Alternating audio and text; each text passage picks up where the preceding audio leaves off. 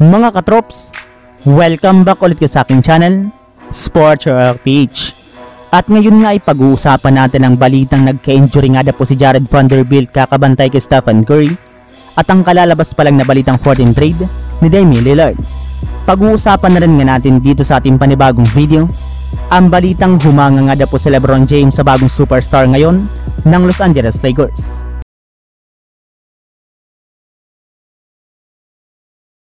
Alam naman nga po ninyo mga katrops, nesa nga po si Stephen Curry sa mga pinakamagaling na player ngayon sa NBA. Sa katunayan, maging ang mga bumabantay nga po sa kanya ay napapailing at nagre-reklamo na rin naman sa kanya mga ginagawa sa loob ng court. Ayon pa nga po sa ibinulgar ni Jared Vanderbilt sa isang podcast, inamin nga po niya dito na tumakbo siya ng 3 miles sa Game 2 ng Western Conference Semifinals kontra sa Golden State Warriors. Sinabi naman nga po nito na nagtabo nga po siya ng injury kakahabol sa hindi humihinto ni Stephen Curry sa loob ng court. Kaya aminado nga po siya na naging mahirap nga po talaga para sa kanya ang pagbabantay kay Stephen Curry. Lalo pat bukod nga po sa mga ginagawa na itong 3-pointer, ay kailangan na naman nga po niya itong habulin na sobrang nakakapagod na trabaho. Samantala, punta naman tayo sa ating sunod na pag-uusapan sa kalalabas pala na 14 trade ni Damian Lillard.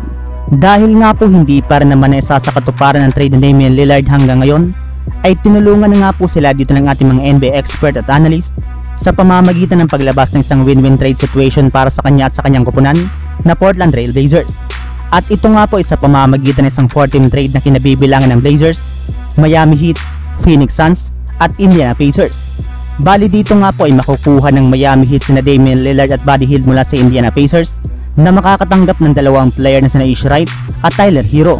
Masusungkit rin naman nga po dito ng Phoenix Suns sina Yusuf Nurkic, Caleb Martin at TJ McConnell.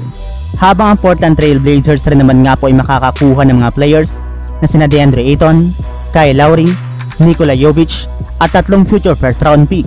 Yes, sa ganyang klaseng trade nga po mga katrops ay mapapa-improve ng mga nabanggit kong kupunan ang kanilang lineup.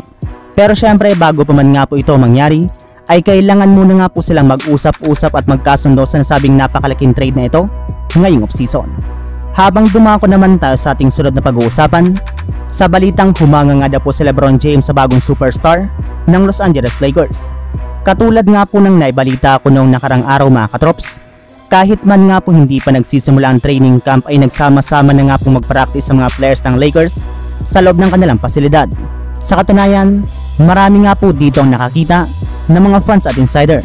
At sa naging workout nga po ng mga players ng Lakers ay mismong si LeBron James na nga po ang nagsabi na malapit na nga po talaga sa pagiging superstar ang kanyang batang teammate na si Austin Reeves, na patuloy ang pag-improve ng laro simula nang sumali ito sa Team USA sa nagdaang 2023 FIBA World Cup.